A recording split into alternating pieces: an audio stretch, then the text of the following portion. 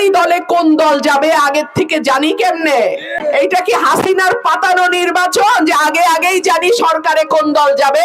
আমার প্রবাসী ভাইরা যারা বিদেশে আছেন এবং যারা যেতে চান তারা যাতে সহজে কম খরচে দালালের হাতে না পড়ে বৈধ উপায়ে কিছুটা ট্রেনিং নিয়ে দেশের বাইরে যেতে পারেন, আমার এলাকা থেকে ইনশাআল্লাহ সেই ব্যবস্থা আমি করব। কথাবার্তা সাবধানে কইেন, একদিকে কথা কইবেন আরেক দিকে ধরা খাইবেন। তো কথাবার্তা যত কম তত ভালো। যখন বিএনপির বড় বড় কুতুবরা বিদেশি নাম্বার নিয়ে পানাপুকুরের তলায় লুকায় ছিল, এই রুমিন ফারহানা তখন সংসদে দাঁড়ায় শেখ হাসিনার সামনে বলি নাই যে এই সংসদ অবৈধ? আমি একা কত দূর করতে পারি আর পারি না সেটা আপনারা দেখেন নাই?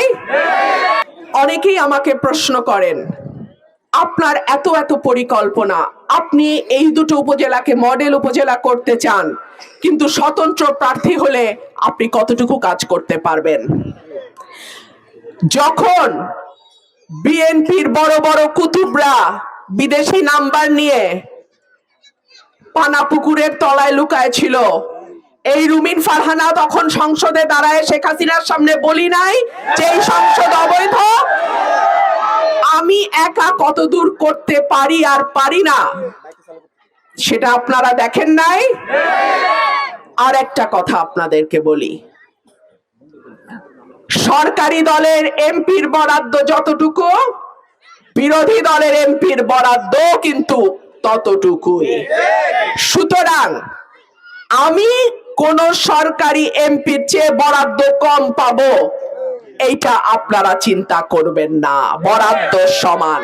হ্যাঁ, সংরক্ষিত মহিলা এমপির বরাদ্দ অনেক কম, সেই কারণে আমি সংরক্ষিতর ব্যাপারে বলছি আমি আর সংরক্ষিত হব না, কারণ সংরক্ষিতর বরাদ্দ এত কম।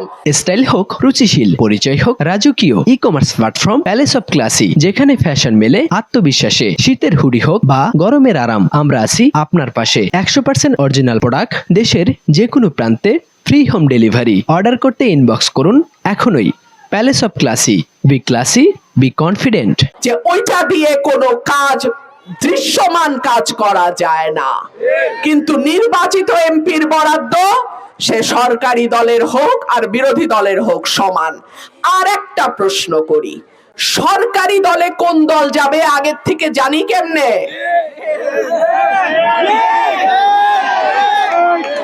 এইটা কি হাসিনার পাতানো নির্বাচন যে আগেই জানি সরকারে কোন দল যাবে? কথাবার্তা সাবধানে কইেন, একদিকে কথা কইবেন আরেক দিকে ধরা খাইবেন। তো কথাবার্তা যত কম তত ভালো। আপনারা কি করে এত শিওর হইলেন যে সরকার গঠন ওই দলই করবে?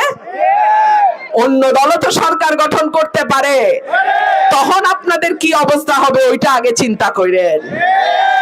যাই হোক, আমার কথা পরিষ্কার, আমি চুরি করব না, আমার চেলা চামুন্ডা চুরি করবে না, আমার হাই কমান্ডেরও কিছু দিতে হবে না। সুতরাং আমার মানুষ তাদের জন্য যেই বরাদ্দ আসবে তার পুরাটা তারা পাবে, এইখানে কোনো রকম নয় ছয় চলবে না। প্রিয় ভাইরা আমার, অনেকে আছেন প্রবাসে, অত্যন্ত কষ্ট করে আপনারা, কিন্তু বাংলাদেশের মাটিতে যখন আসেন তখন আপনারা যথেষ্ট সুযোগ সুবিধা পান না। এমনকি বিদেশে যেতে হলেও আপনাদেরকে নানান রকম হয়রানির মধ্যে পড়তে হয়।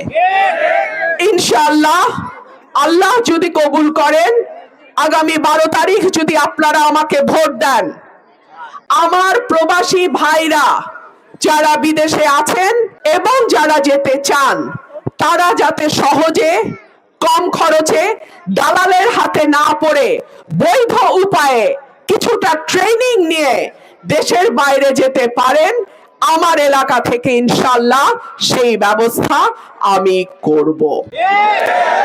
একই সঙ্গে আপনার পরিবার যাতে এলাকায় নিরাপদ থাকে, আপনার মা বোন যাতে পরিবার সহ এলাকায় নিরাপদ থাকে, ইনশাআল্লাহ সেই দায়িত্ব আমার। আমি আপনাদেরকে অনুরোধ করব, 11 তারিখ বিকাল থেকে 12 তারিখ রাত পর্যন্ত, ভোট গণনা না হওয়া পর্যন্ত আপনারা দয়া করে কেন্দ্র ছাড়বেন না। আপনারা আমার একমাত্র সৈনিক। আপনারা ছাড়া আমার কোনো ওয়ার্ড কমিটি, ইউনিয়ন কমিটি, উপজেলা কমিটি নাই। আপনারা যদি আমাদের ভোট পাহারা না দেন, আমার পাহারা দেওয়ার মতন আর কেউ নাই। আপনাদেরকে অনুরোধ করব, ভোট পাহারা দিয়ে কেন্দ্রে কেন্দ্রে ফলাফল ঘোষণা হওয়ার পর সই দিয়ে আমাকে জানায়া তারপরে আপনারা কেন্দ্র ছাড়বেন, তার আগে না। প্রিয় ভাইরা আমার, খেলায় যখন কেউ গোল দিতে না পারে তখন প্রতিপক্ষকে ফাউল করে।